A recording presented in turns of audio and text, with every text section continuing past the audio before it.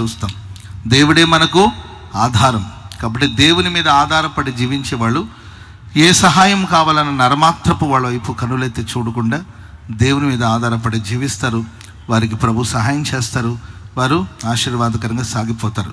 కాబట్టి ఇంకెవరో వస్తారు, ఇంకెవరో సహాయం చేస్తారు, ఎవరో ఆదుకుంటారని జీవితంలో ఏ నరమాత్రపు అని ఏ నరుడు నమ్మదగిన వాడు కాడు.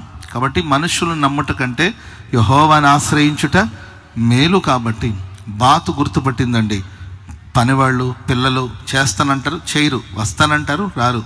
కానీ ఆయన చెప్పాడు అనుకోండి, ఖచ్చితంగా ఆ పని జరుగుతుంది. అదేవిధంగా ప్రియులారా, మనం కూడా ఏ అవసరాలు ఉన్నా, ఏ అక్కర్లున్నా అన్ని సందర్భాలు ప్రభు మీద ఆధారపడదాం, ఆయన్ని నమ్ముకుందాం. ప్రియుని మీద ఆనుకొని అరణ్య మార్గమున వచ్చుచున్న ఈమె ఎవరని బైబిల్లో రాయబడింది. ప్రభు మీద ఆనుకొని అరణ్య మార్గమైన మనకు అది ఆశీర్వాదకరంగా మార్చబడుతుంది. స్తోత్రం చెప్పండి అందరూ గట్టిగా.